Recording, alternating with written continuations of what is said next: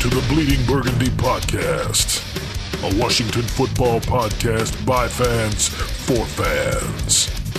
With your hosts, Jesse Martin. You want to play rough? Okay. Say hello to my little friend. John Taylor. Quiet, numbskulls, I'm broadcasting. And Keith Gray. The King, your majesty.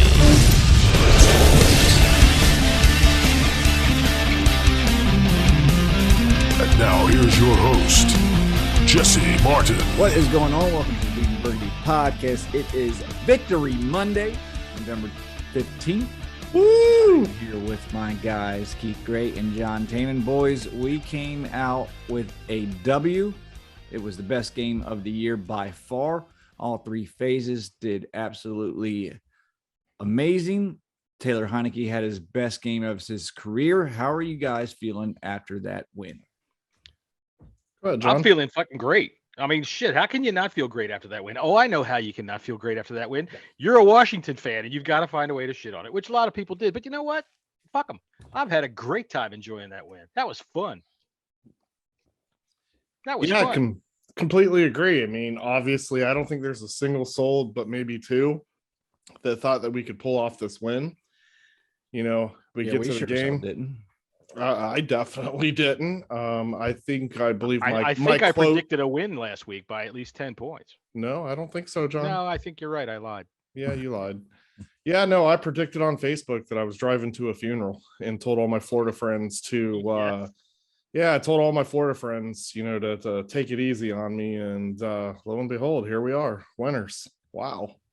Any given Sunday, baby. Me and Keith we're sitting next to each other, and like the whole game we were just like, when's this shoe going to drop? Like it was fun, but you just had that normal sinking feeling like something was going to happen, but it never happened. And like it was, you know, I was like, when they scored that touchdown, I was like, Elijah, you ready to go? When it was 16-13, I think, at that point in time. I was like, all right, Elijah, you ready? And but it's never happened.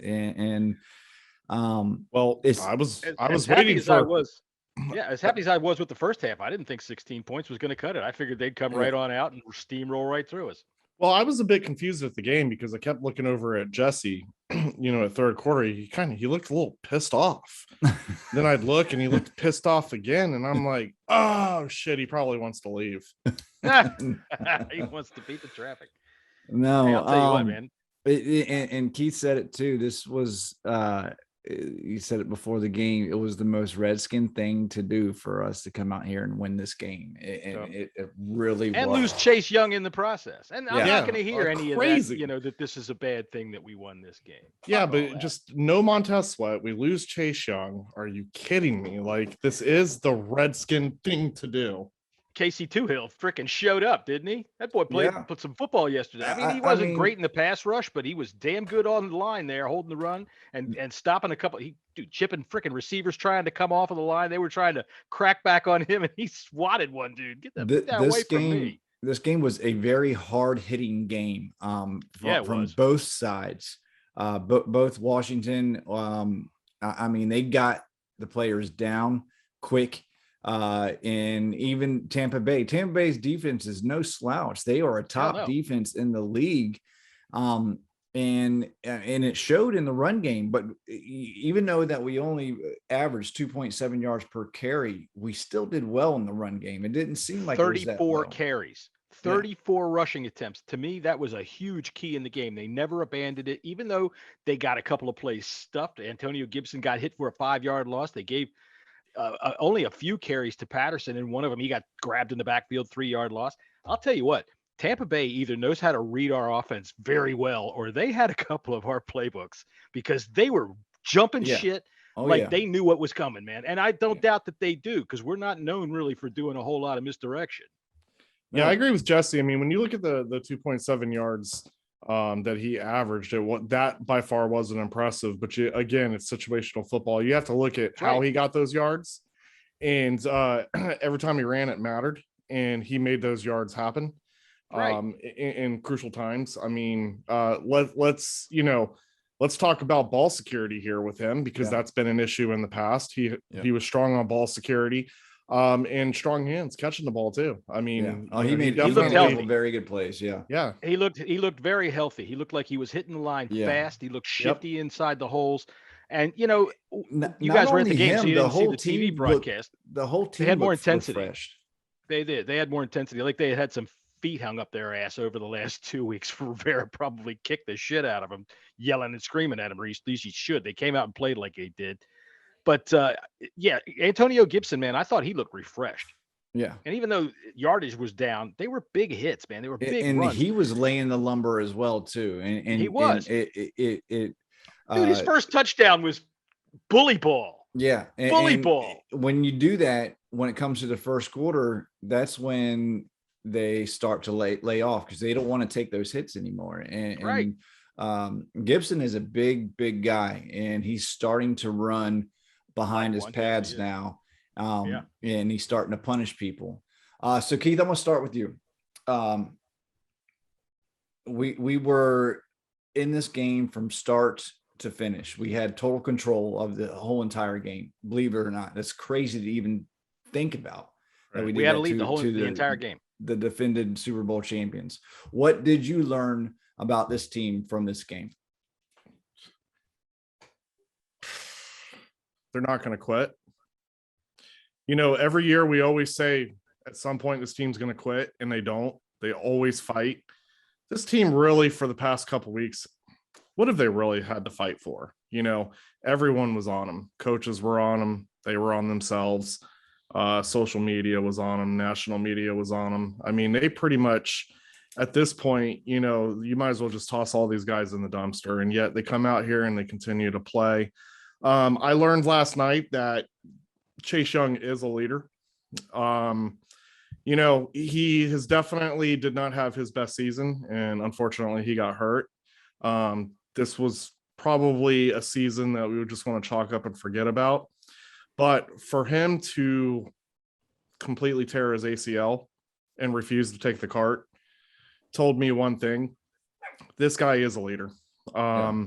He came back out on the sidelines. And then coming back out on the sidelines. Came back out on the sidelines. But just can you imagine tearing your ACL? And yes, you have a little bit of help to get you back there. But, something as simple like that, it's like, that fired up the team. That fired up the team to see that. That is leadership. That's the shit that we were talking about in the last episode. Yeah. No talk. He didn't have to talk with this one. Nope. He led by his actions. And even though he went hurt, listen, injuries happen. It's a part of the game, right?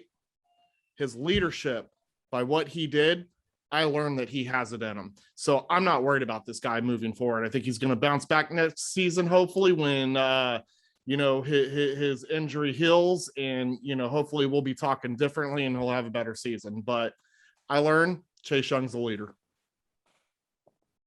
Yeah, I also think you could probably say you learned that all the stuff we were bitching about last week about his answer making his money didn't bother the players at all. None. Nope. They were behind him from the start. And I didn't think it would. Listen, we all know Chase Young is a huge cheerleader for this team. I mean, when this guy's on the sidelines and the offense is out there, he's the offense's biggest cheerleader. So I never question his leadership. But my God, if that doesn't, you have to answer better, right? You got to answer better. Yeah. You can't take the media. You can't hand that off to these cannibals. Fuck them. I learned. They need a new PR Sam guy. Huff. Sam Huff was holding Taylor Heineke back. Oh God! All right. So to finish my thought, to finish my point, that team saw that man pretty much not take the easy way out of getting off the field. That team rallied behind it. I'm not going to say that was the sole reason why we won, but like I said, Chase Young will come back stronger next season. I'm not worried about it. Sure. That guy's a leader to me. And listen, I said some shit on the last episode. I didn't really like what I said because I like Chase Young. But these guys got to be smarter than this. Got to be smarter than the media, because the media's job is to ask questions that's going to pin them in corners. And you can't be answering these questions having, you can if you're winning. Because if you're winning, first of all, they're not going to ask those questions. You're right. So like I said, to stick to what Jesse asked, though. I think last week, didn't you say that if he Young's came later. out in the parking lot, you'd hang your hog farmer foot up his ass? Didn't that? Who? That Chase Young? Yeah. No, don't be telling those rumors. That dude. All right. will I also destroy learned me. that it was the midfield emblem. All right. They should have changed that thing freaking 2 years ago or last year, and we'd have never lost, man. Week one. Yeah. Even though I wish it was just the W, but it's anything's better than NFL. That looks all right. I'll tell you what I learned was, what's his name? Turner called a hell of a football game. All right. Scott Turner is not on any hot seat. Anybody's going to be bitching about that. B, Taylor Heineke showed out. You know, we know he doesn't have an arm. He didn't do anything impressive with his arm yesterday. In fact, a couple of flutter balls. He went 26 of 32 for 256 yards through one beautiful touchdown to Andre Carter. Yeah. It was gorgeous. Yeah, and I'll tell you what, he threw the ball on time. He threw the ball out where the receivers could get it and do something with it, other than the one to Terry McLaurin with the bang 8 there. My God, frickin' Terry. Terry, the bang 8 right there. Remember that, Jesse? You the respect all around the league. We're like, God, he bounced right back up. We don't know how he got up from that hit. Yeah, it took him a second. He rolled it. He didn't roll around. No, I know. Like he didn't bounce up like quickly, he had to shake the cobweb for a second. But then I'll tell you, I don't know how they did not call a flag on that, because he was a defensive receiver. That was bullshit by the rest, but it didn't matter. I'll be honest. I don't even like those kind of flags. I mean, at the end of the day, I thought that was a good play. I thought it was a good play too. They get too. called on us 100%. Oh, it gets called all over the league, and I totally get it. You want to be consistent. That's why.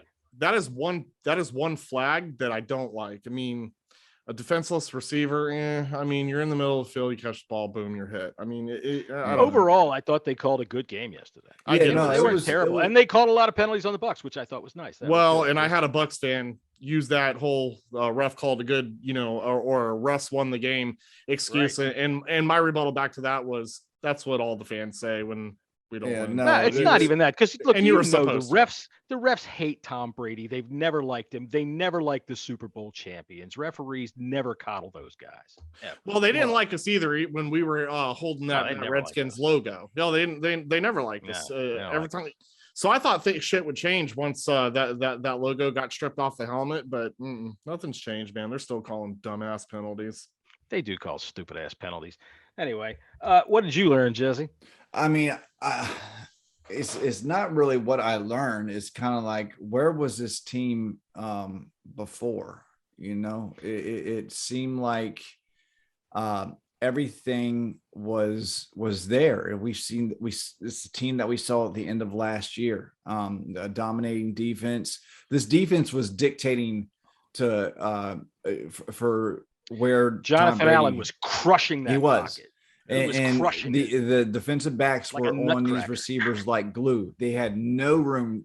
Tom Brady had no space to throw. And then you have the excuses. Oh, Antonio Brown and Gronk wasn't there. It doesn't matter. They have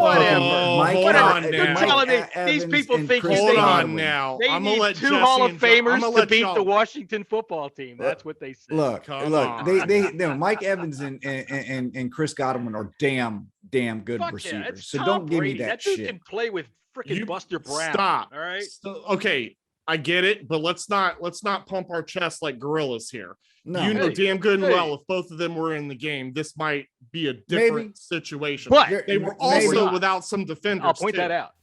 They were not. Good win for our team. Good win for our team. And here's what I'll say to injuries. It happens to every team. Yeah, we were injured. Look, this is football, and we're in the middle of it, and this is where teams are banged up. So I'm not taking anything away from that win. We were just as injured. I just want to be careful with how we pound our chest on it. No, you're right. You're absolutely right. I'll tell you what, if what these guys that are complaining about that tell me is that, okay, you needed Rob Gronkowski and Antonio Brown to not get beat by 10 points by the Washington football team, who has been tripping over their dick for the last month. Yeah. That's what you needed to win? That you think that's a negative? That's right. I'm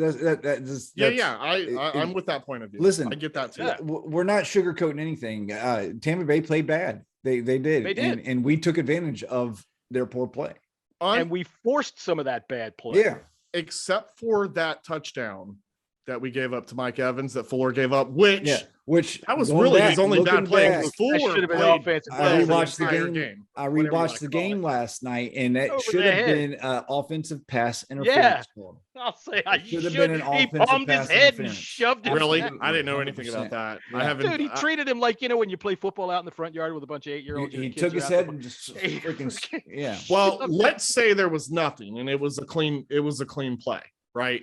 My point to that, though, is well, first of all, Fuller had a great game. Guys are going to get beat. That's the way it is. And that was a play where let's take away and forget that there was all this unnecessary pushing and stuff. And, we caught a touchdown. That pretty much, we took out the long game. Took out you're right. We talked about that too. Tom Brady was short passing all game long. And it looked like, I don't know his stats because I didn't look, but it looked like the short passing game, who was catching the ball was Leonard Fournette. Yeah, he had like 226 yards passing. Look, on that play where he got up the sideline, I had a point and I forgot what it was. So go ahead, Jesse. As we were talking, I love you, John. Get right out of my head. Even when he passes it off, it's so professional. Like, I have a point. I don't know what it is, but you know what, Jesse? You take this one. Back to you. I'll think of it right in the middle of what Jesse's saying and interrupt. And then make sure you cut him off. Like we were talking about this during the game. Everything was short passes, but our defensive backs and linebackers were on them like white on rice.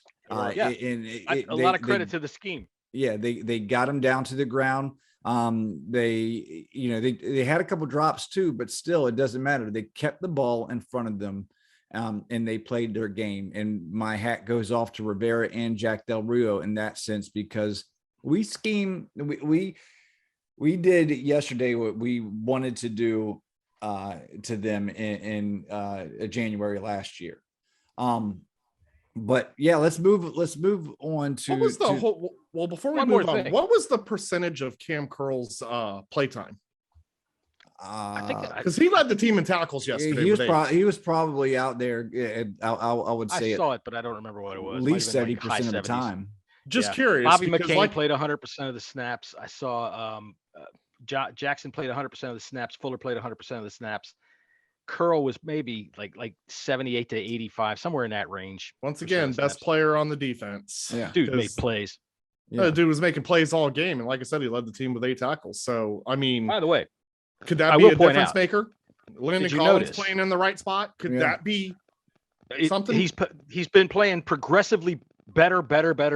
Yes, he all the time. Their linebacking crew yesterday played like real linebackers. Jamin Davis only played 27% of the snaps. Yeah, but his presence was felt out there too. He was effective when he was there. He had some hard hits as well too, and you saw him going sideline to sideline. He stood out to me in the defense. He really Our kicker was effective. He got himself we're gonna get pretty Sly guy. We're gonna get to him in a little bit.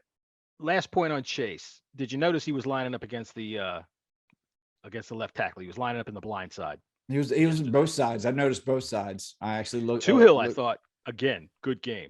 They did different things with the defense. Chase was on the right tackle and left tackle. He went back and forth before he got hurt. He did. Well, I saw him. He definitely was. Let's move to Taylor Heineke for a moment. He played a perfect game to his standards. I mean, not every pass was perfect. He could have had a pick 6 that was dropped on that one out route. That he got lucky when that tip ball to DeAndre Carter. But other than that, I thought he played a pretty seamless game. He didn't let anything get away from him. He was accurate. And he took what was there. He made the proper reads.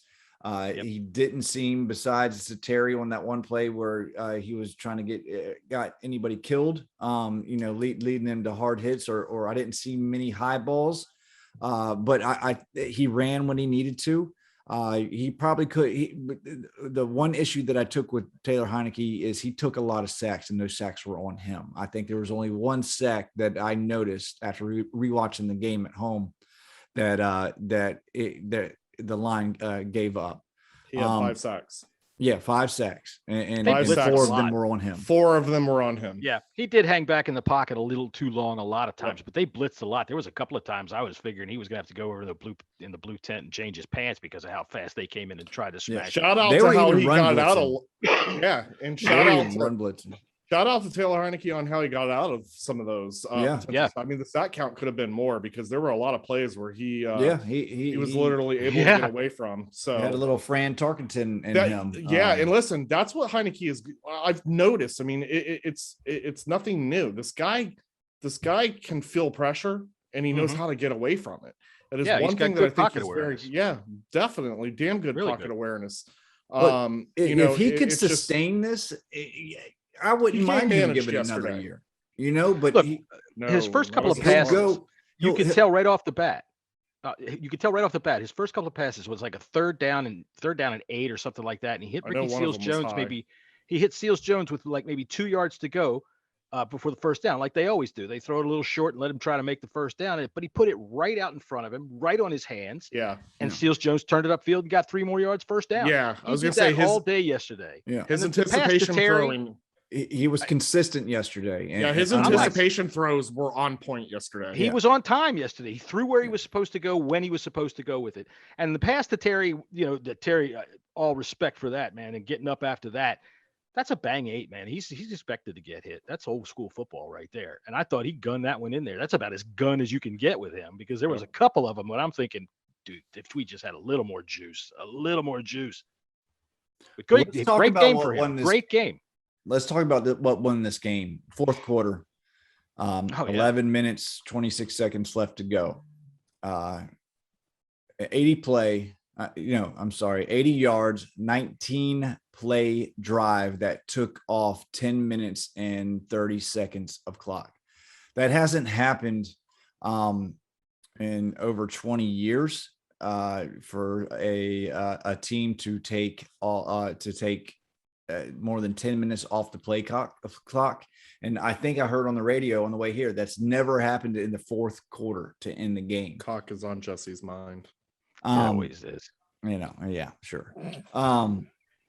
Look, my hat goes off to Scott Turner for calling a brilliant game.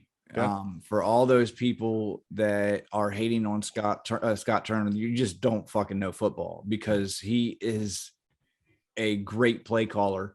And he's already starting to get looks for head coach jobs in the very near future. This is from the guy who in the preseason was saying that he was going to be on the hot seat. You were saying that about him, and you've come around on it. And I want to know, what do you think of his cock? You think his cock is? What do you think? It's small, shriveled, and always to the left. See, I want to be careful because this is a hot take, Jesse. This ain't a hot take. It is because because it was his best called game, and I'm not going to say that. No, it wasn't. Hold on. Whoa. This was his best called game. No, yes, it was. It was only flawless. It's only because of Taylor Heineke actually made the plays. He's called brilliant games, but Heineke makes fucking bad reads or gets intercepted or piss poor throws. See, that's what people aren't seeing. They're not looking at the overall game plan of Scott Turner's games. Seriously, if you go back and look and actually watch the all 22 film, which shows the whole entire field. I only get my football knowledge from YouTube, sir. Hey, you're a season ticket holder. You can watch the all 22 for free. You will see that there's open plays that Taylor Heineke makes bad decisions all the time, wrong reads all the time. That's not on Scott Turner, man. That's on the fucking players. He throws it late. Yeah. The execution's been poor on offense, primarily from the quarterback, but I'm not going to bitch about him. That dude had a great game yesterday. I think his rating was like 111. Yeah, he's not taking anything away from Heineke. He played not at all. He played like it was his Super Bowl yesterday. And I remember he did come. I think it was his press conference. He came out and he kind of got a little bit emotional. And this game was really, really important to him because last year he was, sitting on the couch and he said, if I ever had the opportunity to come and play in a game like this, that he would try to do something special. And that's what he did. He played a hell of a game yesterday and he played within the game plan perfectly. Yeah, well, I'm going to be that guy to say fuck your story. It was beautiful and everything, but at the end of the day, we're still 3-6. So hey, that's all right. I'm not going to come over here and give Taylor Heineke a hand job. Great game, but win more. You can't, because he's got to be, if he wants to last in the league. I mean, because he's played good games before. Atlanta, he played a really good game in Atlanta. He played a good game, but you got to have sustainability to it, and that's something that we've seen. What's that? I don't hate the guy, and I think that's the weird thing about this. I don't hate this guy. I don't either. There's times where I'm like, this guy can play. I just don't like the people that think he's the franchise.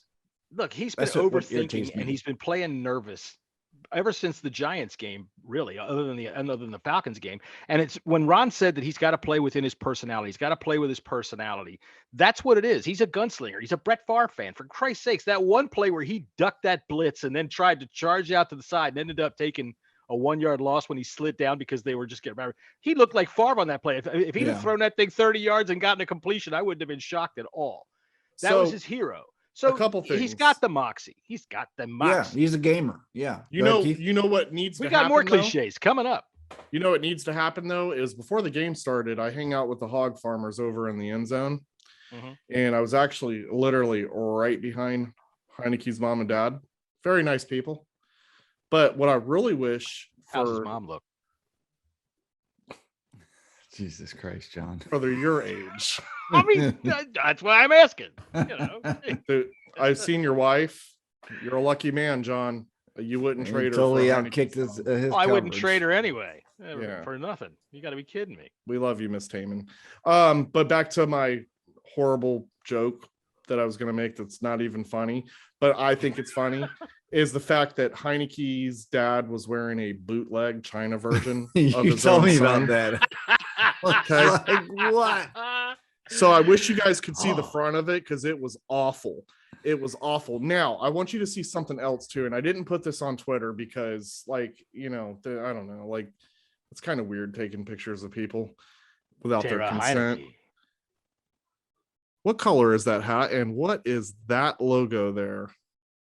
I can't see the logo, but the hat looks like maybe logo. It's French's logo. French's freaking classic. I didn't know until yesterday that he actually played because in the front it said Heineke 6. He played for the Vikings. Yeah, he was with the Vikings. He played for the Vikings? Yeah. He played for the He was with Scott Turner when Scott Turner was, it. Yeah. I respect it, but my man, like, get him some Washington gear. Come on. Heineke dad, like, what are you doing, bro? Like, don't wear Minnesota Viking stuff to our game. Like, come on, man. Dude, I'll tell you what, because you guys are at the game, so you don't see the television broadcast, and I'm watching the pregame, right? And what's her name? Kim Jones, is that who NFL Network's beat reporter is? Yeah. Who does the game? Yeah. You guys never see it, but they do a whip around where they go to all the stadiums, and then they come to her, and she's reporting, and I look always, whenever they're talking, I look in the background at the crowd. There's always some fun going on in there. And when they went to her, in our crowd, I saw Washington football team gear. I saw Redskins gear, obviously. I saw Buccaneers gear. I saw a person in a Cardinals sweatshirt. I saw 2 Rams jersey. Packers fan was there. Cowboys just in one fan, little screenshot, that were people just in the crowd. So it's like the UN at one of our games. Just in my section alone, there was a Packers guy. When the Packers guy got to start talking, you put the little white thing in your ear. So there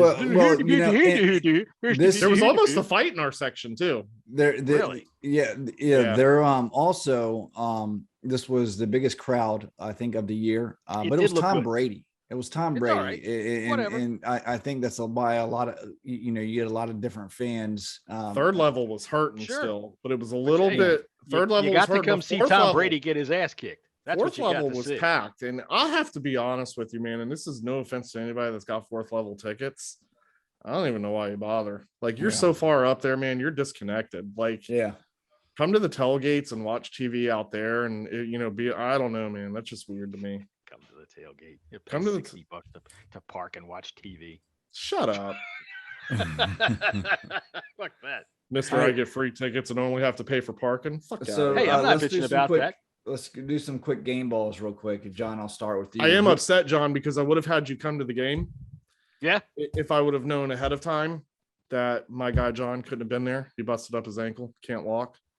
No. Sucked. It's I'd love to have had you there.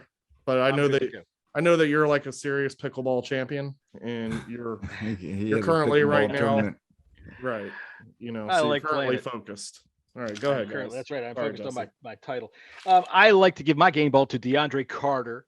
Wait, we're giving game balls? Yeah. Is this where we're at now? We're game balling. Yeah, we're game balling. Sorry. I'm going to give it to DeAndre Carter. There's a lot of places it can go around. I'm sure you guys are going to touch on the other ones, but I wanted to give it to him first because he was my first game ball that I gave in the preseason on the first game because I just like the way this fucking guy plays. That catch for a touchdown was gorgeous. Gorgeous. It was a beautiful pass, but over the shoulder like that, that's a tough play. He made it. His kickoff returns, good God. The dude puts a foot in the ground and hits it as hard and fast as he can. On that first one, he ran it out to about the 25 and hit into that group of people. There was probably 5. Oh, he took some hits too. And they all went backwards. It was like a bowling ball. Yeah. Wham! He hits it as hard as anybody, man. And I love it. He plays football. Football. Listen, fun fact about DeAndre Carter. Before the season, he didn't know if he was going to be in the league. So he was working as a substitute teacher before he got the job with the Washington football team. Good for him. I'm glad to have him on the team. What do you think about his cock? Do you think his cock? What do you think of his cock? Oh, my God. I'm just asking. The guy brings it up. He's a gamer? He's a gamer. He's an 8 to 12er. What was that wide receiver for the Redskins that they? Oh my God, I can't remember his name now. I'll have to find the picture. They caught him right on TV.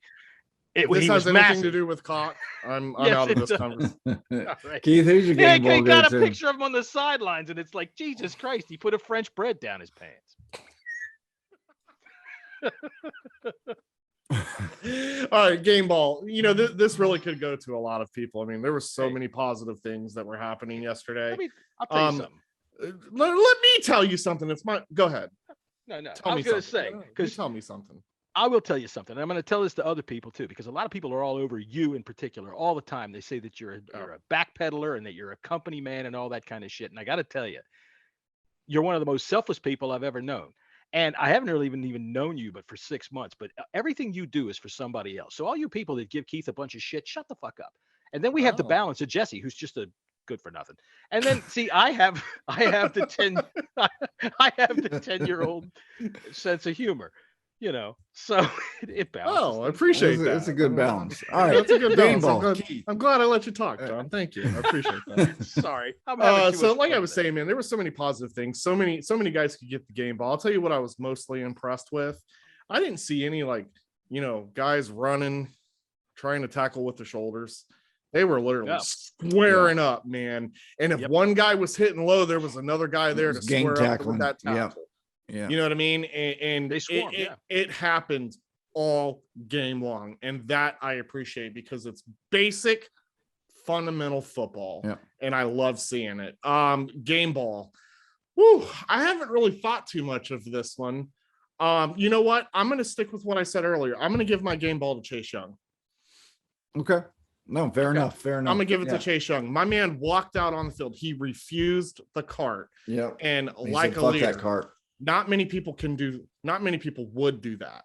And you know what? The shit that this guy got last week for that, he deserves my game ball. Appreciate it, Chase. In 2 years, all right, in the offseason, not this coming offseason, but the one after that, when we get our video, they're going to have that guy on there who's going to look back and say, here is the moment that the fortunes changed for the Washington football team. Chase Young refuses the You know what, too, though? Something weird enough, and maybe this is a cliche, sometimes it takes a player like that to go down for the team to pull together. And I'm not going to say that's what happened. I wasn't on the sidelines, but man, it sure as hell looked like it. Drew Bledsoe went down. The team rallied behind Tom Brady for 20 fucking years. Yeah. Yeah. I mean, who knows? Until yesterday. Who knows if that has done it. I mean, it's totally seemed like after rewatching the game, they were in control from the kickoff. And the funny thing is the Bucs actually won the toss and they elected to receive. They were like, fuck this. We're going to just go ahead and get a score. I mean, they haven't stopped anybody all fucking year long. There's so many people that deserve a game ball for this game. But I'm going to give it to the coaching staff because I think from top to bottom. They had, Rivera company, man. He, like you said earlier, this team keeps fighting. Even if there's really not much to fight for, they're still playing hard. They're still fighting. Turner called a phenomenal game, and Del Rio, he seemed to have Tom Brady in his back pocket. It just seemed like he knew exactly what they were going to do every single play. It seemed like. What's hard about Brady is there's always been this book on him that hardly ever works, but it is to get in his face. You got to collapse it in front of him. Hardly anybody can do it because of what I said the other day. He's able to move in and out of the pocket and square it around. But they did it yesterday. Yeah, they sure did. I'll tell you what, Jack Del Rio knowing who Byron Leftwich is probably helped a little bit too. Listen, John Allen has to make the All-Pro this year. He is. I think he's dominating, playing better than Aaron Donald is at this point in time. He is dominating whoever is in front of him. It doesn't matter who it is. Let's toss out an extra one too, and I know we're going to touch base on him, but let's toss out an extra game ball to our kicker. Yeah, Joey Slye. Yeah. I mean, this guy came in. He nailed 5 for 5. Yeah, he nailed. My man got a tackle on special teams. Yeah, I mean, it's just he went out there to play. And look, man, he looks the part too. That dude is big. Like he looks like he should be in a different position. But we're gonna get to Joey quick next. But let's just go for goat balls real quick. Does anybody got a goat ball? Yep. I'll give my goat ball to William Jackson III for the one play before the half that gave them 3 fucking points. That was where I was going to go to. Yep, that was a free. And that's the only one I could think of. That's what we were talking about. We were like, we just handed them 3 fucking points. He had a whole field. All he needed to do was stop him from scoring. The clock was done. Just stop him from scoring. You got all your buddies there. Just keep you could do this all until he gets tired and goes to sleep. Dax Milne can have mine. I mean, it sucked that he fumbled, but that was a hell of a defensive play. I mean, he's a rookie. Look, I mean, they make millions of dollars too on that side. It was a hell of a defensive play because of where the ball was positioned. He should have shot. I know it's easier said when you're sitting on the sidelines. Yeah, he tried to bring it up, but he had it. It was I know. Weird. If the ball would have been in the it was other, kind of a bang bang. Arm, it definitely sucked at the time, and it was definitely deflating. You felt it in the crowd. Yeah, while we were there, it was a very deflating moment, and we were like, "Okay, this is it." I don't think it's the worst thing in the world, but again, you gotta know that in your head, with your route. If you're catching the ball and that ball is in your left hand, your left arm, and it gets punched out, keep it on your right. It just, I don't know. Again, basic fundamental football. I know it's easier said than done sitting on the sidelines like me. They were showing him on television after that play, sitting on the bench, really feeling bad for himself. I mean, it seemed, if I remember correctly, it was pretty bang bang play. He caught it, turned around, tried to run upfield, and boom. He got a couple of steps, and then boom. He got a couple steps, boom, got hit. But middle of the field, and it gave the opportunity to Brady to throw the ball to Evans. And here we are. So I mean, luckily somebody's got to get a go ball. No, fair enough. I don't have. I was going to give it to Jackson for that one boneheaded play, but other than that, man, I don't have a goat ball to give. I think those 2 plays were probably the biggest, blunders of the whole game. That's a big insult in Greece, I don't have a goat ball to give. That's fighting words over in Athens. So let's talk about Joey Slye real quick. And I think if I'm putting this together right, I believe this is Rivera had a plan. He probably is kicking himself for keeping Dustin Hopkins, not keeping him long enough. But for Robbie Gould is the kicker for the San Francisco 49ers. He got injured, and that's why Joey Slye. I hear where you're going with this. That's why Joey Slye was kicking for them. Maybe Ron was trying to hold off, and because he knew Slye was going to be available sooner or later. And that's why when they brought in Blewett, and he kept Blewett in for that extra week. This is a possibility, maybe a conspiracy, maybe not. But Joey Slye is a real NFL kicker. You saw it yesterday. There was no doubt on any of those kicks, man. Well, strong and true. I was just waiting for him to be available. I know John's laughing, but I have to agree with you, Jesse, because I just can't think in my head that Ron Rivera was happy with Blewett. Like, oh no, that was the call. Understand it. There had to have been some kind of plan, and maybe that plan was derailed for a little bit. And then when they were able to pull the trigger, they could. There had to have been something that stopped, because there's no way in hell. I just can't sit here and believe that Ron Rivera thought that Blewett was going to be the guy. That's what I was going to say. If you're going to say, okay, he had a plan, he knew that they were going to bring back Golden, that Sly was going to be cut loose, he just had to wait it out, then that says to me that basically he sat down with his coaches. They put a bunch of names on a dartboard of some schmuck-ass kickers. He drank 7 shots of tequila, put on a blindfold, and started throwing darts. And one of them stuck in Blewett's name, and he went, okay, that's the guy right there. I mean, just with this There's team no being other way so you can tell it bad, to me.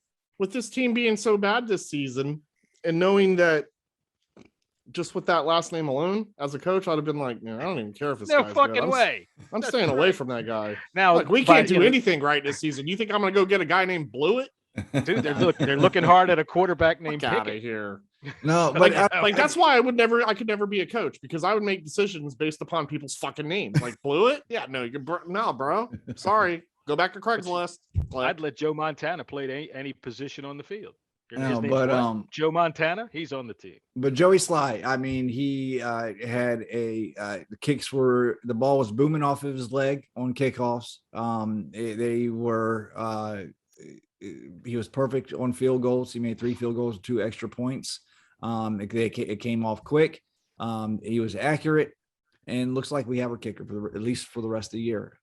The kickoffs were a little short. They were coming up inside the 10. It was windy too. It was windy. And I think a lot of times that's on purpose, because we had good coverage for all but one kick. Only one of them got past maybe to the 30. But everything else, they were covering really well. And he was making 60-yarders. He was making 60-yarders in pregame. Sorry, you can say it. Go ahead. Yeah, no. I was gonna say that, Jesse, about the wind. Yeah, it was definitely windy. I didn't want to sound like Jay Gruden with your boy Kirk Cousins. Something going on there. Cousins. Windy out there. He's thrown 18 touchdowns and 2 interceptions this year. I don't care what he's done. I don't pay attention to that pasty. Let's pay attention to that pasty cracker ass quarterback. Let's move on to the loss of Chase and how it's going to affect If you ever the want team your for the steak rest of the year. microwaved perfectly, that's your guy. And John's talking about microwaving something. I don't know. I know you're trying to going, do Jesse. Chase Young. Yeah, he's trying to run a show, John. Being lost for the entire year. How is this going to affect our team? It's not like we can just go pick up, Joe Schmo off the. Wish we had Ryan Kerrigan. They're not gonna. Yeah, they're not going to. They're not going to pick up anybody. We have Tuhill. We have James Smith-Williams. We have William Bradley King. We have Bunny Rotimini, and which I think he got some play in time. And Shaka Tony. Are we going to roll with these guys? Yeah, sounds like from Ron's presser, he liked what Shaka Tony and Tuhill had to offer. Tuhill is definitely noticeable in the game. He played well. For the third time I've said it. He played well yesterday. He really had a good game. It looks like they'd ride with him. But, to be honest, if you look at, and again, I'm not going back to, past seasons when I say this, but I don't know, man, maybe take a look at where our boy Ryan Kerrigan's at, because he's damn sure not getting snaps with the Eagles. That's true. So unfortunately, the trade deadline has come and gone. Yeah. There's really nothing that we can do besides pick somebody off the waiver wire. And maybe you look for someone, that's had some recent success, a couple sacks last year or something like that, maybe to bring in just for a veteran presence, because there's no veterans on this team. Yeah. Ron's not going to. Montez Sweat is won't. not going to be back for another probably at least 3 weeks with the broken jowl. That's the jowl. Yeah, he ain't coming. Ron's not going to do that. That Ron will stick to a Chris Blewett. He's going to stick with these guys because, what do we got? 5 of them, right? There's 5 guys up there. That's plenty of good rotation. He'll stick with them. I don't think he's going to go do anything unless we get a couple of more guys hurt. And the most that they'll do is they'll sign some practice squad guy. Yeah. And then maybe that's what they'll do.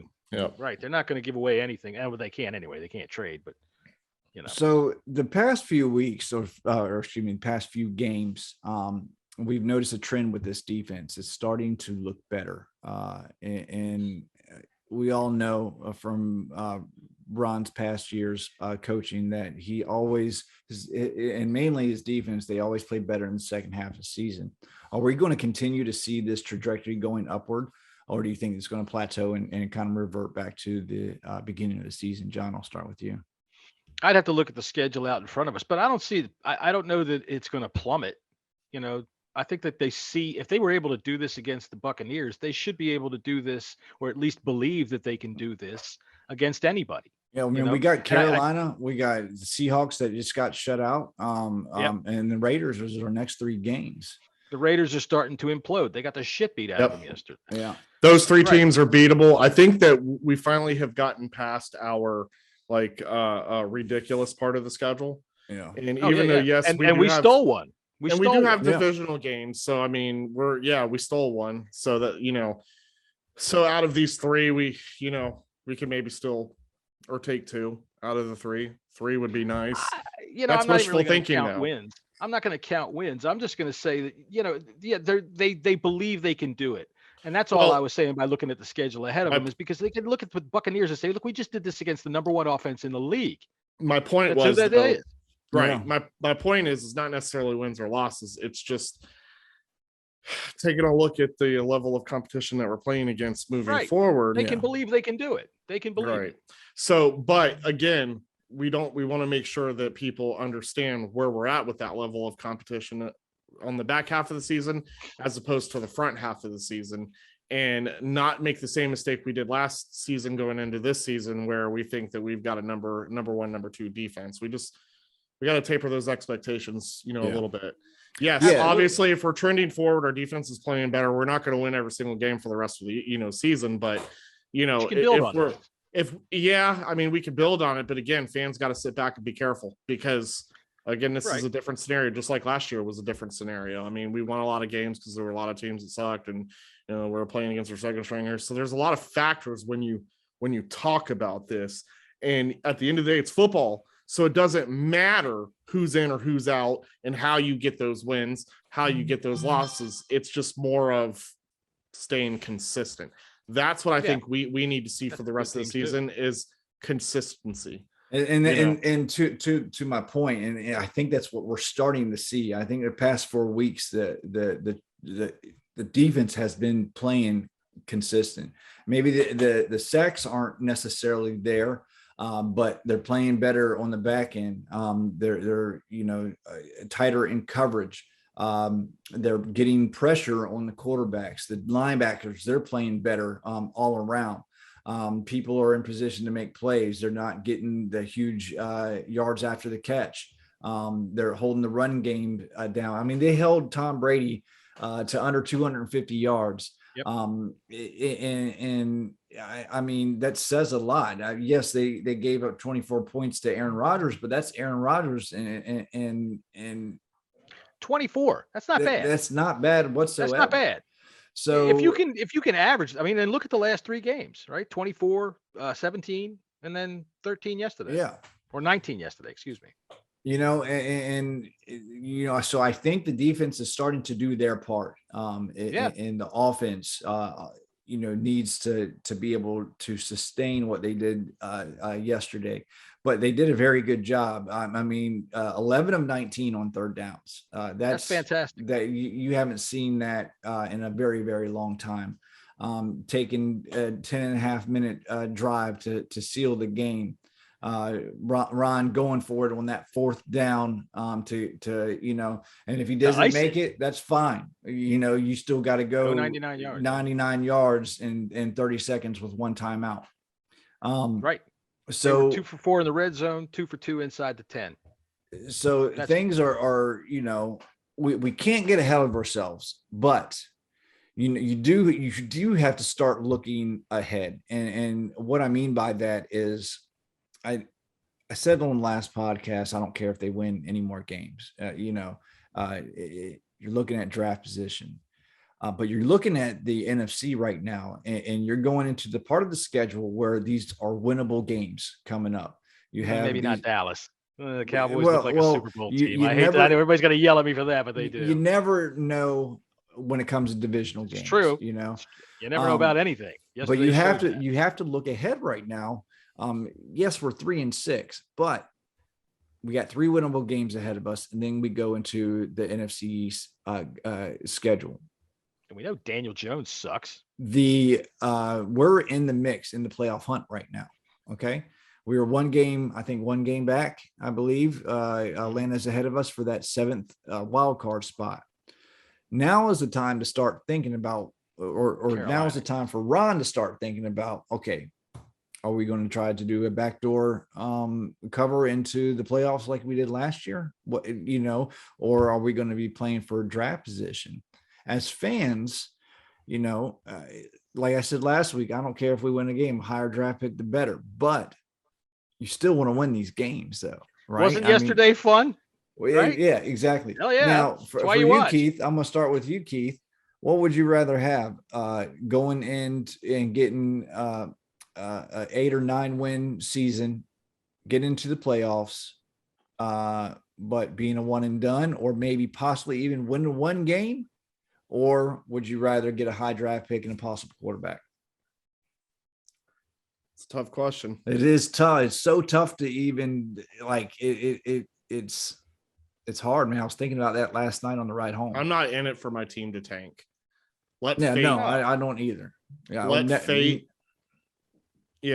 fate handle this one. I look at it like this.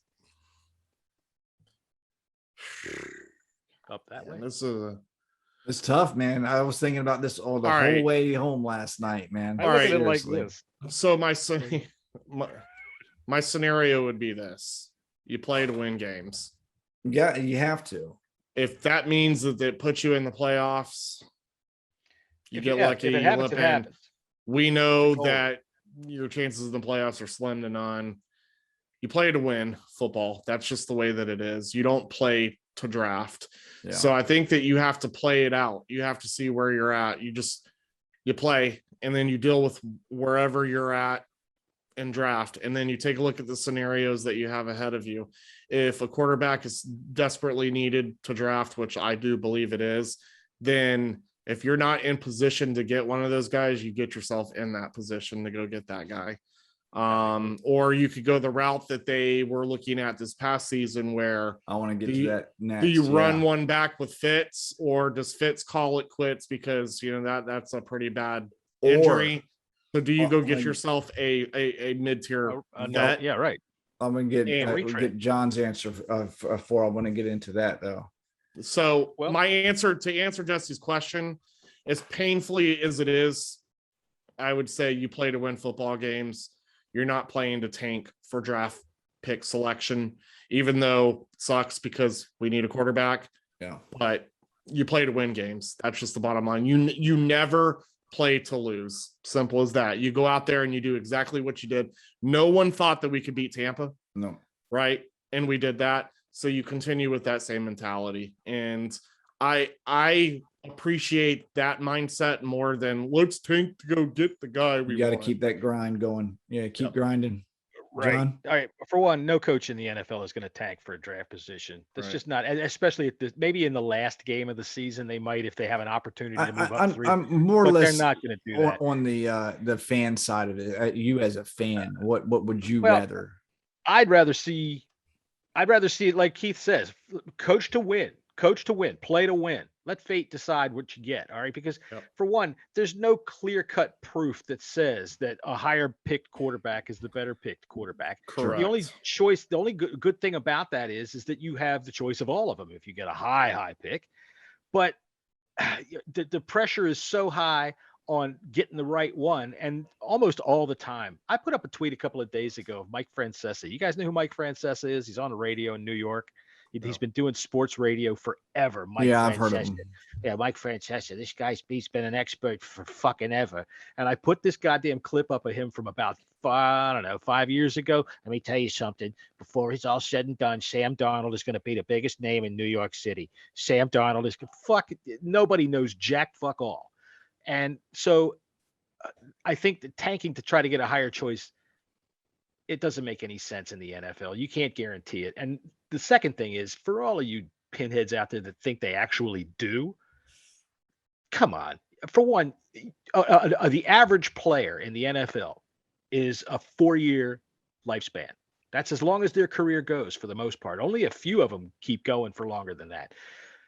And you're telling your players and you're telling all these other players all around the league that I'm willing to waste one of your years, trying to get a better pick for a guy that's going to help us maybe when you're not here. You're going to be gone. So no player is ever going to, you're going to shoot yourself in the foot by doing something like that. And then if I'm a coach and I do that, what I have just told every other owner in the league is that, I'll lose games on purpose. Fuck that. Kind of like Philly's coach said last year, and look what that got him. Right. So you cannot, fans, I know you're stupid. I'm stupid too, but I'm smarter than that.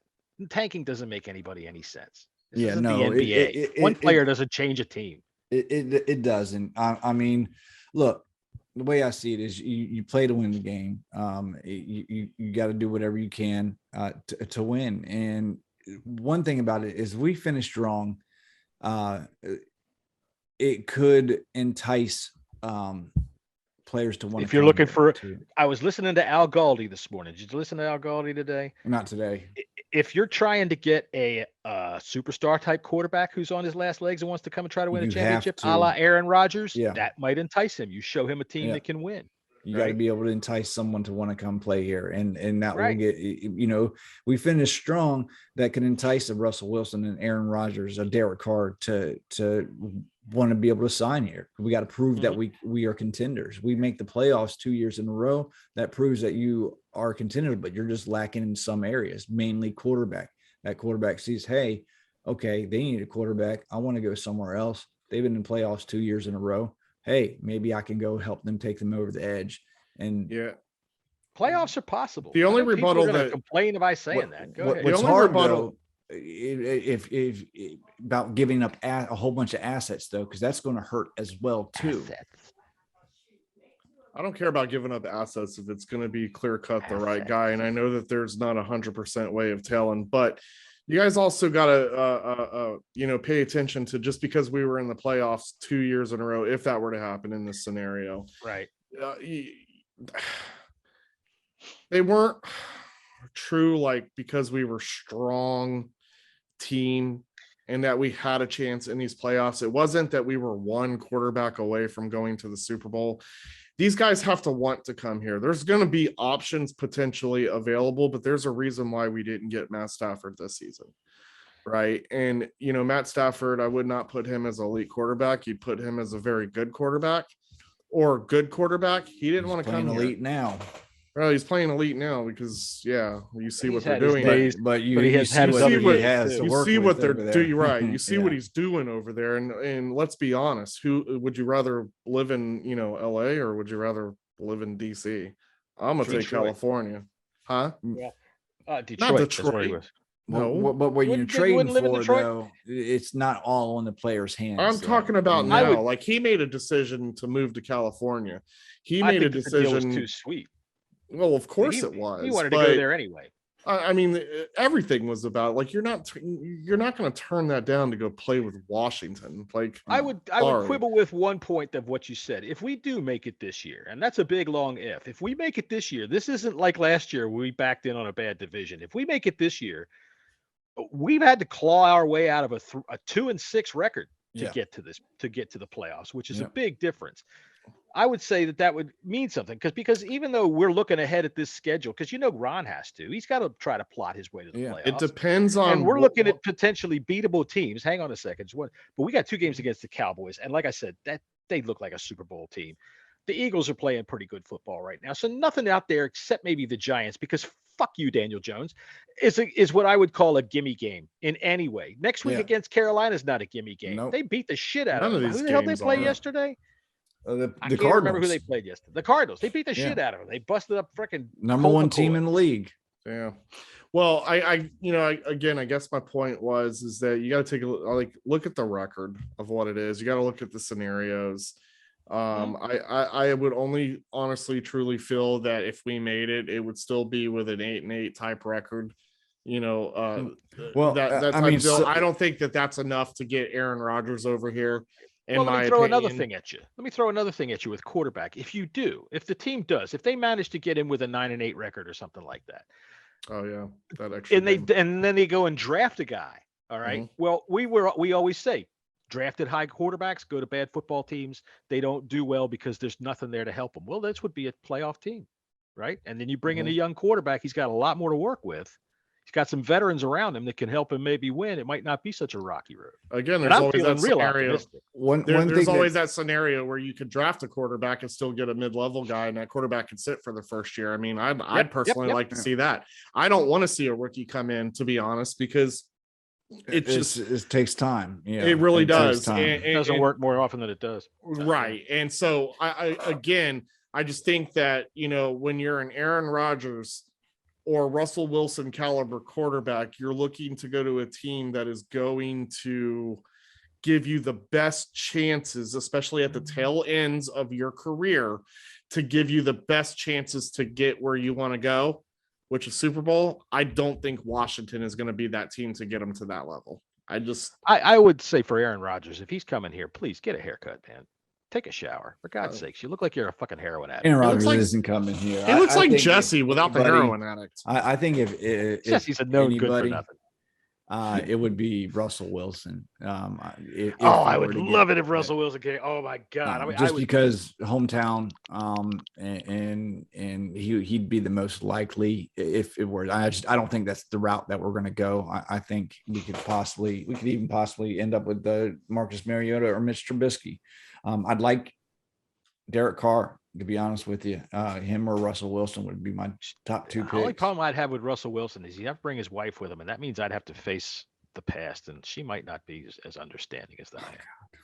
I really feel like Ron Rivera is not going to go the vet route unless it's going to be those top-notch guys. I don't think he's going to want to do a mid-level. I mean, because he's also taking a look at his potential, career. I still think if we pick in between 15 and 20, there's going to be a quarterback available. I agree. Listen, these bottom teams, most of them have their quarterbacks. Yeah. There's going to be quarterbacks available. There's I agree. Especially since all you don't have to be a first rounder. Suck now. You don't have to be a first rounder to be an elite quarterback, and not necessarily. No, I think it does help, but I also think it's a very overrated thought process. But there are quarterbacks. This draft class is not as bad as some people might say. These are facts. I mean, there's 4 right now that could easily end up anywhere in between 5 and 25 in the first round. So there's going to be quarterbacks available. I do believe that we won't have to give up the farm to go get. Sorry, I thought you were finished. Keith, you were saying just last week that you ain't listening to nobody tell you about quarterbacks anymore. But here you're listening to Jesse. I think you two should fight. I don't know. I'm not saying a particular quarterback. I'm staying away from that's that what I mean. Now. Yeah, that's what I'm staying away from. I don't want to hear people talk to me about Malik. Pickett. No, I'm just saying there is quarterbacks. There will be quarterbacks available. Sure. 3 months ago, this was a very deep class, and now all of a sudden, all of them are terrible. None of them are any good whatsoever. They all stink. This is going to be one of the worst draft classes. Whatever. They say that every year. Yeah, they don't know what the fuck they're none of these about. People on Twitter ever. It's not even Twitter. Even scouts. National media sucks. They're wrong so often when it comes to quarterback. So it's almost impossible. It's like alchemy. It's hard to really. It doesn't exist how to actually pick a quarterback. Agreed. You guys got anything else? No, I think I'm done being a fool today. No, man. For me either. I just, like I said, man, this was a fun game to go to. I'm gonna miss you next week, Jesse, since you're bailing out on me and going to watch the game at the 50-yard line. Great. Thanks. I do have something. I do have one last thing. I'm gonna, because we don't have the video of Keith twerking up the steps, which he did. Everybody said you didn't. They were crying that you didn't. I saw the video. Keith twerked on the steps, and then he twerked with the band. And I'm going to do my impression right now of the seam in the seat of the pants of those poor overalls when Keith is twerking. Ready? Here it goes. The seam in the overalls of Keith when he's twerking. Oh, Jesus. Good God. Jesus fucking Christ. Buddy, that wasn't just the seam. It was my quads.